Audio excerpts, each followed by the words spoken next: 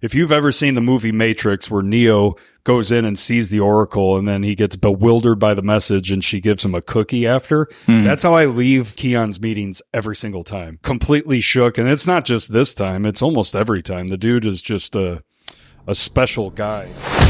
Every single individual has a story to tell, and they're great stories that need to be heard. I want every listener to know they have the ability to change the world.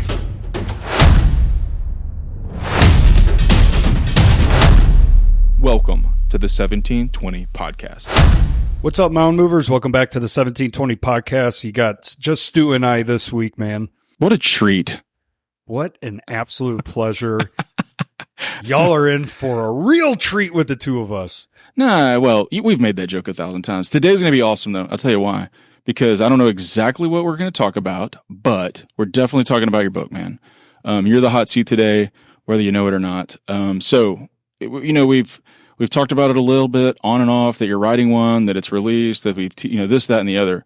But I think we spend as much time as you're willing today to dive into the book, right? It's not an inconsequential thing that you've done. It's a huge thing. It's a huge undertaking. You spend a lot of time, energy, effort, thought, money, all of it working on it. So let's don't undersell it. It is amazing. It's an amazing accomplishment. Not everybody says they're an author. Not everybody says they're published. Not everybody hit the Amazon top 100 or whatever it was. This is awesome, dude. So let's lay into that just a little bit if you're cool with it. Yeah, man, I appreciate that. And I think maybe being able to tell some backstory pieces and what it did take to do it for those aspiring or potentially thinking about it. And the goal isn't to scare people away, because if you're passionate about doing it, buckle up and do it. But there were some curveballs along the way and some great God moments along the way that led it to this moment.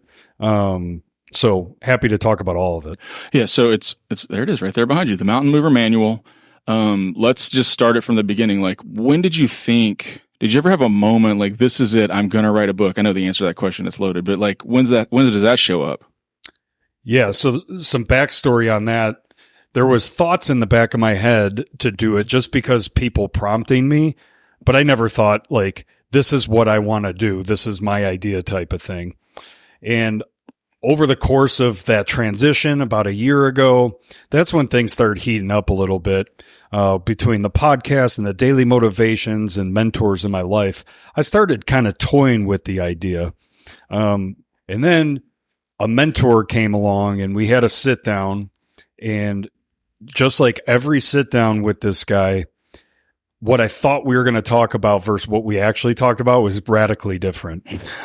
And he spoke of vision much more profound and bigger than I had anticipated. I was just thinking about the widget, right? Are there enough chapters? Here would be the potential chapters. And he started talking about all this sort of stuff. And I left his office, and that's when I started really considering it. So you got to be thinking about almost a year ago. So July or August of last year. And I left his meeting and I was like, all right, I'm going to strongly consider this. And as you know, I protect the yes very heavily. Yeah. Once I commit to it, when it's a goal, there's no turning back. It's full throttle. And the significant moment was the following morning. I was warming up on the elliptical at the gym, and in my head I was wrestling with it, and then I was like, you know what? Yes, I'm going to do it. So I made that one statement, and immediately the worship music started kicking in. Yes, you said yes, you were lost in the wilderness. Hallelujah. You say yes to the Lord repeatedly. I'm getting the goosebumps right now just saying it. Ugly crying, dude. I mean, ugly crying on this elliptical, because I knew that was it, man. There's no coincidences. That was for sure a God moment, and there was no turning back. And what makes me laugh now is thinking about everybody warming up on the ellipticals next to me to just see this buffoon just ugly crying while smashing through the elliptical. They're like, all right, I'm going to stay away from this. What's that guy got going on in his life? little did they know. Yeah, he really needs to be here. Yeah. Well, so what's the lead up to that, right? So you're saying, and I'm paraphrasing a little bit, but you're saying, people have been saying, you should write a book or blah, blah, blah. Does it all feel in passing, like it's just things people say, right? Like, oh, you should write a book, but they didn't really mean it? Or do you feel like that was little seeds being laid to get to that point where you had the okay moment? Or like, what's the lead up to even the meeting, right? Is the little seeds being planted? How did all that happen? I think the answer is yes to both, to be honest. You know, people, I brushed it off. I didn't think much of it initially. But then when I was looking at a career change and I really started focusing on my purpose of building an army of mountain movers, one person at a time, like that became very central. And so what are going to be the vehicles to that? And that's when I started taking the book a little bit more serious. And I started laying things out like, okay, if I'm going to transition to the Mountain Movers Company, what's the offering? Okay, you got coaching, speaking, workshops. I'm gonna be working on the construction industry, and then this book made a lot more sense. Mm-hmm. And then that meeting with Keon, I'll give him the shout out in it. He's a humble guy; he doesn't want the shout out, but he's my oracle, man. If you've ever seen the movie Matrix, where Neo goes in and sees the oracle, and then he gets bewildered by the message, and she gives him a cookie after. Mm-hmm. That's how I leave Keon's meetings every single time. Yeah, that's awesome. Cross-eyed, bewildered. I wish I could screenshot that. It's awesome. Completely shook. And it's not just this time. It's almost every time. The dude is just a special guy. So there was a lot leading up to that, to those seeds that you're talking about. But then once I looked at the Mountain Movers Company and starting that company, that's when it really gained traction. Yeah. So the process of doing it, I know is arduous. I know it's not fun. It's not my story to tell, but I know there's text messages, between us when it's going on about unpeeling onions and trying to get to the bottom of issues and working on all of it. But without spilling all the eggs, like what's the process like of doing it? Grueling, I'm sure, but go on. Yeah, it's like a lot of things in life. So I made the company transition. My first day with Mountain Movers was October 1st, and I believe it was October 12th I set that was going to be the day I started writing. And so, again, committing to a goal, there's no turning back. October 12th, that's going to be the date. And what I had to do, because I love seeing the value in what I'm doing. So if I coach somebody and pour into them, I see the value. This podcast, when we release it, we're able to see pretty immediate value. I set a goal for 6 months. I wanted to have it done. So by the end of April, I wanted the first draft done. And so what I had to do is create a nerd spreadsheet. We know that's my jam. Yep. Just like the swearing one. I listed out every day from October 12th to April. And it was how many pages were written, what day it was, some notes about how I was feeling in the moment. And what that did, number one, is hold me accountable to start October 12th. Like, it's happening no matter what. And then two, when I would come up with a streak of zeros, so life would get a little crazy, and I had to log 0, 0, 0. If there was 3 straight zeros, I'm like, well, there ain't going to be a fourth day. So I'm just gonna show up. But the plan wasn't perfect, right? But it was an established plan to activate progress. And what I had to do is manufacture adversity because it wasn't providing value. I was just writing a bunch of words, and then I had to go make money, right, to pay bills. That was taking money away, and we'll get to that in a minute. What that ended up doing was manufacturing that adversity.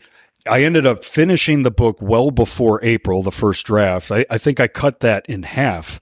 And what I thought was going to happen is, okay, I'll write some words every single day. But I don't have that creativity in me to write every single day.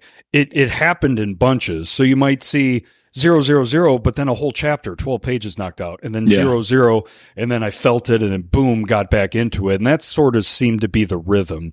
And one of my biggest fears was, this is going to be a pop-up book 12 pages long. Like, I don't have enough to say. And what you end up finding out when you take that disciplined time is the words come to life. I'm not known as a great memory guy, and you start writing testimony to the principles and stories to the principles, and you can remember faces, you can remember where you were standing. Like it takes you back. Yeah. Some in a really good way, and some in a very, very painful way.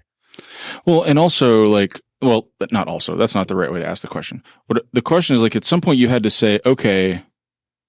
Well, I'm guessing, but sometime you had to say, okay, here's what I want to write about. Like, here's the way I'm going to lay it out. Here are the the chapters or the topics or the whatever that I want to hit? Or did you just start writing and then figure out how you reverse engineer that into like points or chapters or topics or themes or whatever? Yeah, that's a great question, because I talking to authors, they've done it both ways. And that's another thing. I did a ton of research. So luckily through this podcast, we know quite a few authors. Yeah. I tapped that resource for suggestions, advice, all that sort of stuff, and then made it my own. But I listed out chapters, like the things that have radically impacted my life. So obviously goals is a part of it. The people you roll with is a part of it. Being weird is a fun one and part of it. So like I had the bones of it, but then the intro to the book, which, you know, is something still now that the book is out that it wrestles with me a little bit, like a little anxiety, but that didn't exist. And that was a pretty profound God moment that happened that introduced the introduction to the book. So, I mean, I don't want to, like all authors we have on, you don't want to spill all the beans, right? Like go buy the book and read it. You couldn't adequately summarize any of it after months and months and months and months and months of laborious writing, right? And I definitely want to save the great stories, so don't hit me with them here. But if you're okay with it, like walk through the chapters. Like what are here's what is in the book. I mean, I know there are a couple of them you've hit on, but like walk through them.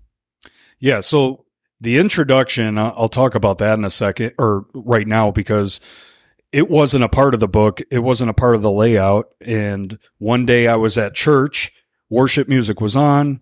I remember the song that was playing, and God rifled a word between my eyes. He said, "Hey, you know that story you're hiding from? You're opening the book with it." And I was like, "Did I just intercept that for the guy behind me?" Like, are you Is sure he that was wording my word? He's writing a book too, I think. It's a guy. Sorry, Brad. That's all Brad's you going to wrote. have to deal with that, and Brad and his donkey. Yeah, Brad and his mule.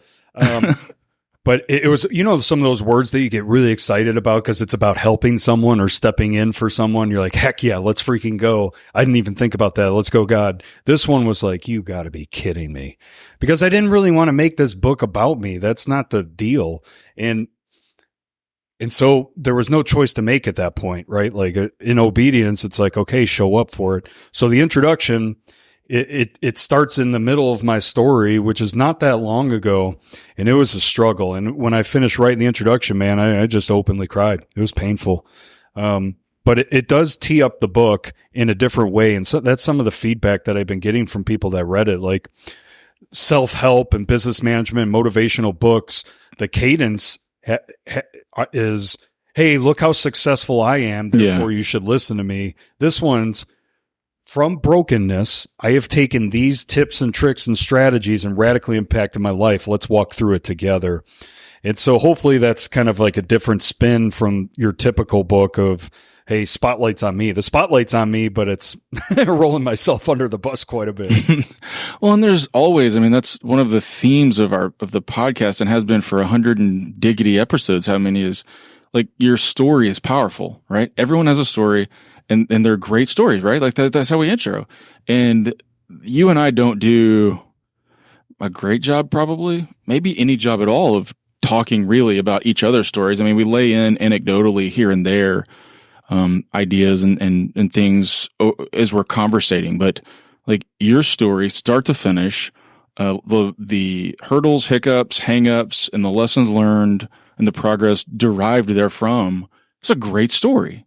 And so this is, you know, your chance to be on the hot seat, but not for the purposes of, like you said earlier, the look at me version of it. It's the don't look at me, right? Look at what I've let my trials and tribulations help you avoid them. And here's how some of my ideas, that sort of thing, right? Totally. And I obviously give credit to God. I give credit to the timing of meeting Eddie and reading his book, because his book starts in the middle of a story. And him and I have talked about that quite a bit. And I think it just humanizes it, right? Like when somebody, I've had people that listen to this podcast be like, yeah, you do all those goals, but that's you, man. You're different. And I'm like, no, it's just been a lot of work, daily grind to work on it, to the journey, not the destination. So now that I look back at the book, I don't see it without it, which is hard to imagine when I was first laying this out. Yeah. So where we start with the book after. Well, let me. I'm going to interrupt you in the middle of answering my own question. There is like, it's out now, right? That book, was in people's hands. I've seen it in their trucks. I've seen it on their desks. I've seen it, right? The book is out. Are you getting the texts and the messages and the feedback about like, oh man, thank you for like all that stuff? I mean, I know that's loaded, but yeah, but the problem with that is it's kind of like when it got released, which was an Amazon glitch in itself, because the day of this recording was supposed to be launch day, and Amazon one day was just like, book's ready, and I was like, holy crap, I better start doing some marketing on this thing. So I've gotten like the friends and family, like, which they also didn't know. Like, you know, my mom and dad don't know that full story. Ooh. Now they do. My aunts and uncles, they knew like bits and pieces. I mean, heck, I don't think you knew until maybe our Telluride trip. Like there's inner circle people didn't really know that story, but the feedback has been awesome so far. But we'll see once it breaks out of DFW and like a stranger reads it, like how does it hit them? Yeah. You know, right. that's going to be the real test to me. Yeah. Okay. So I'm going to take you back to the question I interrupted in the first place, which was like, walk us through. So you start there in the middle, but you begin the process of like laying out themes and ideas and chapters about like, here's some stuff, right? Walk us through high level. Yeah. So what we're trying to identify is the mountains in our life and how do we move them? And we're not talking about the physical structures. We're talking about that pain, regret, anger, fear, addiction, being hurt, rejected, whatever the case may be. Maybe it's a pot of all of those like it was in my life. It's identifying them and then taking this trip that starts with our mindset, right? And the first thing we need to do to shift our mindset is evaluate our purpose. And so the first chapter is the purpose solar system and the big why or your purpose. What is the sun in your solar system? And through my life, there's been numerous false suns, and I've been able to identify it because every planet in my life can't revolve around this. So if it's money, how does my family or faith revolve around money? Mm-hmm. If it's my career, same question. Like if my career is my number one, and both of those have been false suns in my life. And so it kind of does what we've done on these podcasts and what I've done in coaching and leadership, but it's a deeper dive in that. Gotcha. And then the next big one is find your tribe. Mm-hmm. So who do you roll with? And in my life was a tug of war between great tribes and terrible tribes. And I because work was my son, I allowed myself to continue hanging out with the wrong people because I was still killing it at work, even though I was killing myself inside. And so this does a good evaluation of questions what you should be asking and what you need to address when it comes to the people you're rolling with. And then that goes to like the age old adage of birds of a feather flock together. And it sounds real dumb when your mom says it, when you're like coming late in your 16 or whatever. And you're like, oh, whatever, mom. But like, that's exactly the same advice everyone's mom gave them. And I'm not like deminimizing it. I'm like doubling down on the value of it. Is like, dude, you are the sum of the 5 people you hang out with, or whatever that saying is. Like, find your tribe and make sure it's the right ones, you know? Yeah, and that's what I try to take advantage of this writing. So we hear that all the time, but what's the how? How do you go do that? I already have it, right? You already have it. And so we're blessed in that regard. I don't think we understand how truly blessed we are with the people that we have surrounded around us. Mm-hmm. So if you don't have any of that, how do you go about it? And that's what we deep dive in this. And someday I have worksheets that people can use to like really think through it, because you need to think through, who should I add to my life? Like names of people, what types of people I should add, what people need to go. Mm-hmm. What tough decisions that I need to make. And maybe you don't need to make that declaration and phone call like, you're out of my life, you're out of my tribe. Maybe it's you just distance yourself a little bit and it becomes a text friend that you check in occasionally with. So it does a full circle evaluation of not just the why, but the how.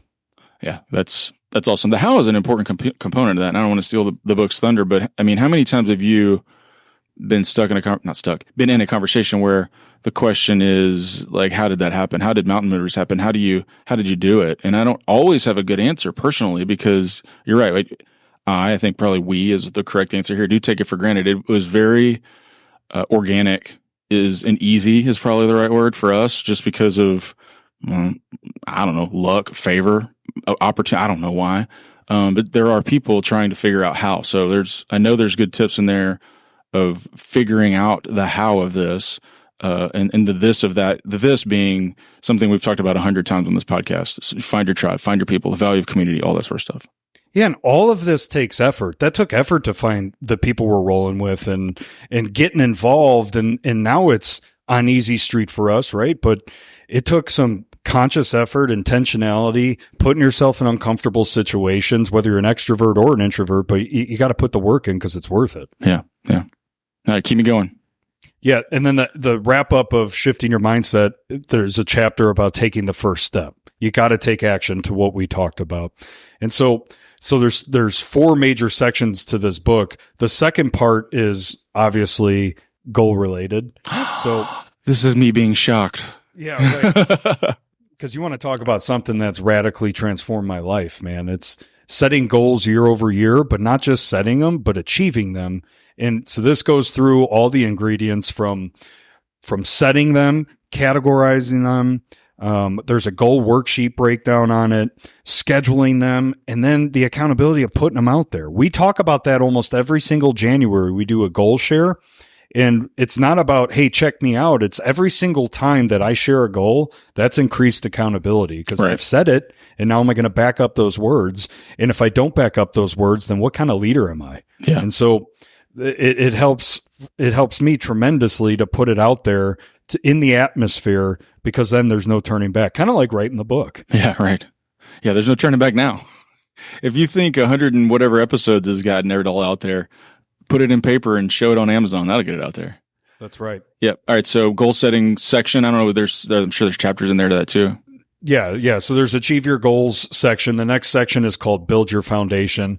And the first one is about walking the talk. Are you practicing what you preach? And I tell some stories in that. And then there's some deep how onto that.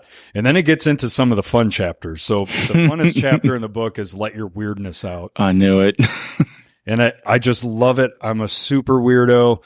Obviously, you know that. But what I do love from a business standpoint is when somebody new comes into the business and they're all prim and proper and you're seeing the best version of them. And then over time, you're wondering like, what's that? How weird are they? Mm-hmm. And then they start cracking that nut. And then they blossom into who they're meant to be. And that's what I consider true diversity, is when you can surround yourself with people that are able to be their truest, best self. And it's amazing and magical to be. Yeah. I said today, I was with some friends at lunch and somebody said something about, yeah, that guy's weird, but sort of said it like with a touch of condescension, to which I said, yeah, we're all weird. It's just a matter of whether or not you let people know about it, or something like something to this effect. Like, we're all weird. We're all a nerd about something. I say that sometimes too. We're all a nerd about something. We're all weird. It's just a matter of whether or not you can let other people know.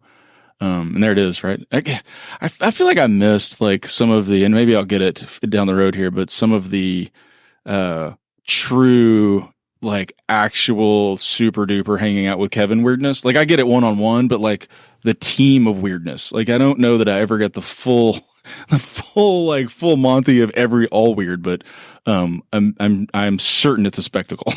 Oh yeah, just check in with D-Brad. He got to office with me for a few months, and one of my favorite things was he had an office that overlooked the shop, and just sneaking around while videotaping and pounding on that glass, which you've seen plenty of videos, and you've been a part of. I've been in there, yeah. And you've turned the corner in the 1720 studio. Oh gosh, just sitting there. And just scare the most awful things out of my mouth because it's just rank fear. Yeah. And so I saw some like Nerf gun videos, like that sort of like weirdness getting shot. And they just, just not like just normal, like adolescent weirdness, but also super fun. Yeah. Yeah. And sounds that don't make sense. Like somebody would just scream out a sound, and then all of a sudden, like 3 or 4 other people would make other random sounds. And it doesn't matter who's at the office. Like, right. Do your thing. Is there a flock of crows here? Is this what's going on? I think it's called a murder of flock crows, actually. You know that's right. In a southern accent. Oh, yes. Oh, yes. All right. Let your inner, what is it? Let your weird out? Let your weirdness out. Let your weirdness out. There it is. All right. Keep me going, man. Keep me going. And the other one was, in that section, was dealing hope. And I actually called that Be a Lighthouse. and the editors changed it to Dealing Hope, which we need to definitely talk about the editors at the end or something. Yeah.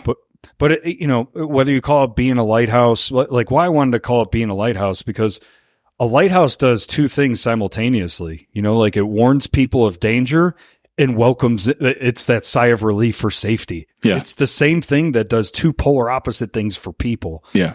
And I think who said it? I think it was Mark Hunter at our season premiere this year that said, even a 1-watt bulb shines bright in complete darkness. Yeah.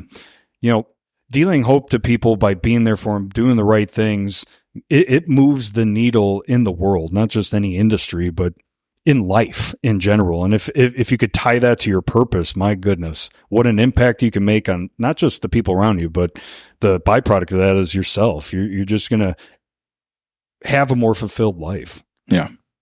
Okay. So that takes us through I'm bad thinking right here. Through the third, like, generalized section, leading us into a fourth, probably trio, I'm guessing, of chapters. Yeah, so it's move mountains, and so now it's like tactical, right? Mm-hmm. So play offense is the starting chapter there, and it's about being proactive, prioritization, and the story that I tie to this one is the swearing journey. Mm-hmm. And so like that was a reactive thing that ended up coming up with a proactive plan that ended in pretty positive results. And so that's a fun one to tell. And then we go into vulnerability as power and some stories into that. Ride the waves of adversity. We know adversity's coming. We know life is going to be tough, and the planning around that. And the story that's told around that is a retreat that happened January of 2020 when we set that anthem of Ride the Waves of Adversity. Mm-hmm. And then 2 months later, freaking COVID, the tidal wave came. Yeah, you're like, whoa, I didn't know that adversity was out there. Good thing that's the message this year. And then every step counts. We go into stories about every decision counts, every meeting, and your pre-decisions and pre-planning towards those days. So like make every day count. And then your priority totem pole. And so that was another one with the editors that we wrestled with. And I kind of dug my heels in because they wanted to scrap it. They thought it was too close to the purpose solar system. And the purpose solar system is about your purpose in life. The priority totem pole to me is an order of operations. And so for so long, my totem pole stood on its head of going work, family, God. Mm-hmm. And when it's standing upright with God, family, work, it's not like God is everything, nothing else matters. It's if I put God first, I'm just going to show up as a better dad and a better husband. And if my home life is good, most likely I'm going to be a better leader at the workplace. And so that's kind of how it wraps up with, there's a conclusion in there. Mm-hmm. But my hope is, I don't hope people read it. I hope people are enriched from it. They just take a couple nuggets from it. I mean, that's what I do with books. I don't get overhauled very typically, other than the Bible and a couple others. But I just hope it adds one or two nuggets that positively impacts their life, relatable in some regards. You get a laugh.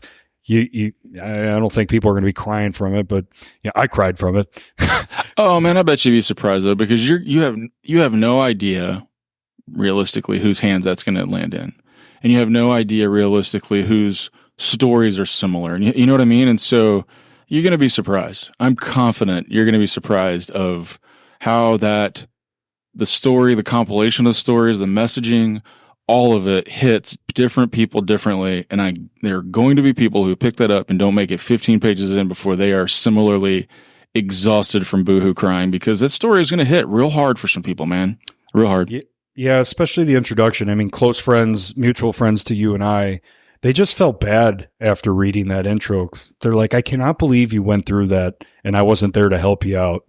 But they had no shot, dude, because I was too, the mountain of shame and guilt and all that stuff. There was no chance if I could, you were not going to find that out. Right.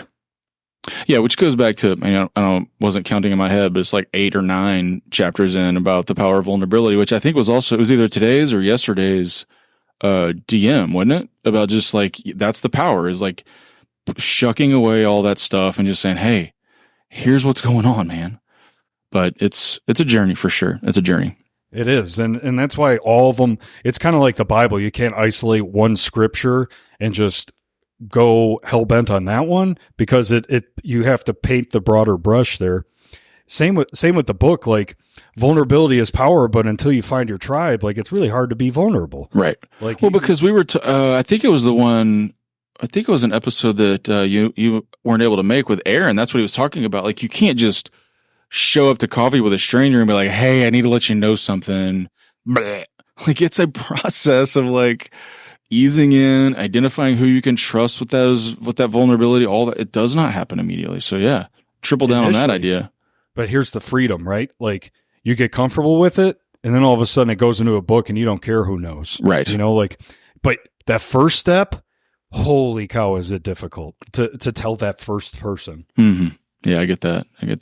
Okay, so tell me about the editing process. So you take a first draft, boom, cracking them all out all night long, whatever the case may be, and then it goes off to somebody who says, needs to be reworked, I'm guessing, right? Like somebody who's done this a zillion times says, cool, but stop using the word and or whatever, something, right? Yeah, and so that's where I got humbled, is how many steps this takes after the first draft. So this book, the final copy is the 7th draft. Mm. So when you get the manuscript done, that's just a starting line. And so I did do some recon, but I didn't know how many steps would actually be involved. But the first thing is the development edit. So it has nothing to do with grammar. It's the structure. It's the flow. Like, do I pull things around? And then, so I'll give you the list and then talk about the development edit specifically. But it started with a development edit, and then we go feedback back and forth. And then it's a copy edit. It's a little bit more structured with grammar. And then it's a proofread. And then it's a typeset, where typeset means I'm going to fit this to the book and change some things. And then it's the final grammar. And then you publish the book. And I have to admit, I was pretty skeptical because those come with costs. Oh, yeah. Each one's a different person, and every cost has a comma in it. And I was like, why am I going to pay a development editor? But if you find the right one, and then you put in the effort, because you can't just let them do their thing without you putting in the work too. Oh my goodness, do they make a difference? Because they're professionals at what they do. And so I was proven wrong, right? As a skeptic of like, I'm all right, I'll pull the trigger on this cost, but I'm not feeling good about it. and then it's one of those, I'm sure glad I did it, because I had an amazing team that worked on it. So Tori Thatcher, Stephanie Cross, and Darren Pertise, those three ladies, I mean, turned that original manuscript into, I hope, something special. Are those people all like under the same creative editorial umbrella, or did you have to go find them separately? Found them separately. Oh, that's interesting. Because each person just does, like, the development editor, they want nothing to do with grammar. Mm. And then the book designer too. Right. You got to get somebody to take the font for the front and pick that picture and figure out what the tagline says and where it goes, left centered, right centered, whatever. Yeah. And that was a fun part of the journey too, that I left out, that when I got the original designs, I was like, oh man, I'm not feeling that at all. And then we started getting closer to it. And then I just started scrolling through my phone, and this picture is actually from Yellowstone. My wife and I were in the hiking Jenny Lake near the Tetons, and it was super early in the morning. The water was super flat, and the mountain range was endless in the distance. And we took this picture, and not 10 minutes later, that was the bear story. So it was on this hike. So now it's personal. There was actually cooler pictures, but this one means something to us. I knew both of those stories. I did not know they had a confluence. I knew that was your picture. I knew that, but I didn't know that they were right there close together. That's interesting. Okay. So typesetting, editing, blah, blah, blah, blah, blah. And then you hit go. What happens next? So Amazon self-published, so the typesetting is important, the design is important. You got to make sure you have all your ducks in a row.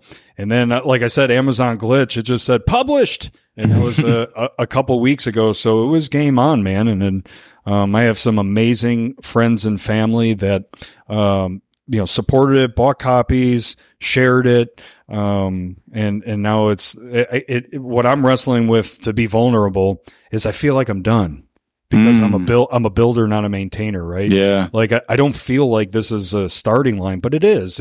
I got to put in a different type of effort now, in order for it to get in more people's hands. And it's not to sell books, man. It's to tie to the purpose of building an army of mountain movers, one person at a time. I want somebody to read this and be better for it. Man, that is The book is your journey, and I've been fortunate to be alongside of it. But that journey and that interest and that purpose is the exact same as what we're doing here, right? Like I've gone back to it 100 times. We've spent oodles of money and spent all sorts of time, effort, energy pouring into this thing. Not because we're got a sponsor who sends us $1,000 an episode. It's because the conversation of like, dude, this episode with so and so like really helped, and that really I've reached out to them. That's I'm looking for my tribe. All that sort of stuff that's the reward. It's not dollars in your pocket. That's the reward. No, hey, I'm glad you brought that up, because if your mission in writing a book is money, get out of the game. Simon Sinek. Like that is where I'll crush your dreams. Like I may or may not break even from this book. Right? Yeah. Like because you most of the money goes to Amazon, and if you don't go Amazon to a publisher, even more of your money goes out there. So you got to sell a heck of a lot of copies to offset that. Yeah. But the byproduct might be more workshops. It might be speaking engagements. That's where the money could come in. But this is about impact. I didn't go broke from writing this. But it did cost money, you know? So like if you're going to go down this journey, make it about something bigger than money. That's my strong suggestion. I think I've heard, probably not from you, and I know we haven't talked about that early on the podcast, but I've heard that a lot is unless you're Simon Sinek or, insert fiction writer here, Stephen King or something like this. Like this is not a humongous money-making journey. It's a labor of love, and you better have a purpose other than cash. 100%. So available. Who's managing inventory? So then, do you have behind you over there 7,000 books, dude? So that's a good question too, because if I haven't told you this yet, I'm going to blow your mind. So there's a local printer, so I can order copies and sit on them, which I did. I ordered a few hundred initially from Hill Print Solutions in Dallas, and they look awesome. They're awesome. Amazon, when you buy a book from Amazon and it shows up the next day, they do not have inventory. They print it and spit it on the spot. And so all those distribution centers. That can't be true. 100% true. Oh my gosh. You did just blow my mind. They got machines, dude, at these distribution centers, and just you hit send, boom, and just they make them right there. They don't sit on any. Unbelievable. Yeah, I knew those Amazon facilities were bananas. I've had I suppose privilege when I was in the private practice of law to visit them. Would see the robots and the carts and all the crazy AI that goes into it. I did not know that. That's crazy. Knowing that now, I know some people ordered in the morning and got it in the afternoon. Like, what? So somewhere over in like Capel, there's an Amazon facility that's spitting books out, and a guy drove it to their house. Yep. Unbelievable. All right, so you don't have 7,000. Amazon's one-off printing them, which is crazy. But you got a couple hundred sitting behind you. I saw somebody show me a picture. Maybe it was Colby. Showed me a picture of them stacked in the back of your truck. I guess you'd gone and picked them up.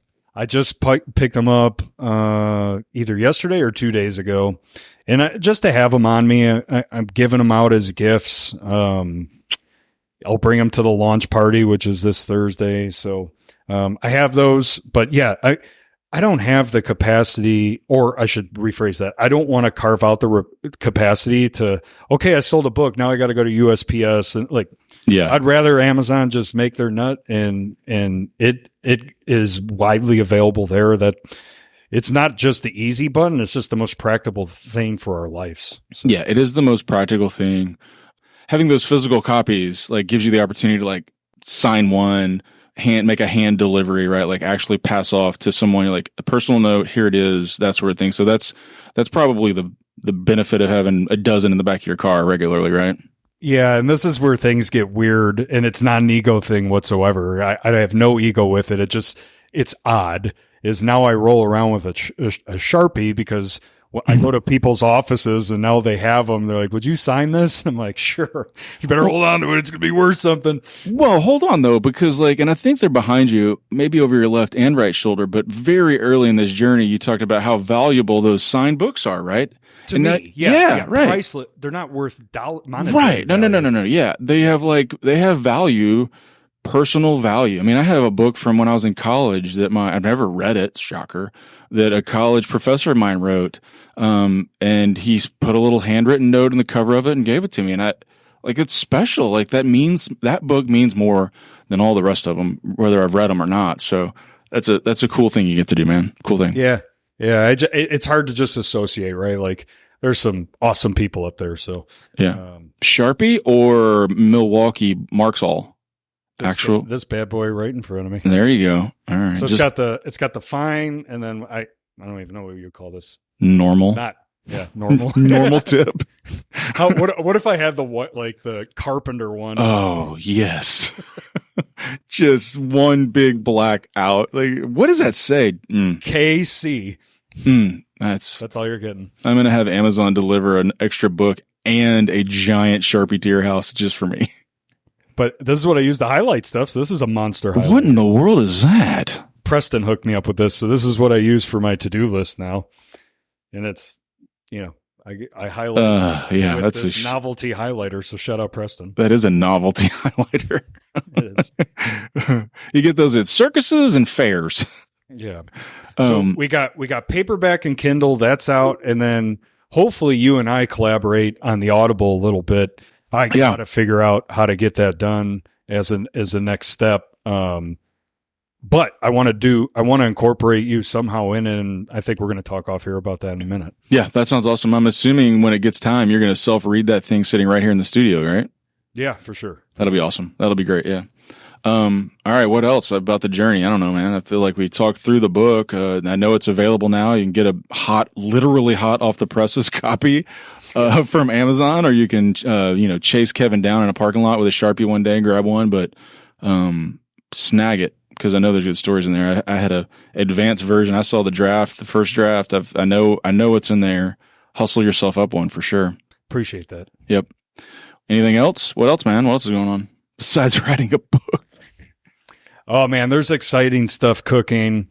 I've enjoyed this journey of coaching folks, and I've noticed that it takes several months of getting used to and feeling each other out. But once they start making traction in between those meetings, man, what a gift. And I've been able to do some really cool workshops and all that sort of stuff. But this is the big one for sure.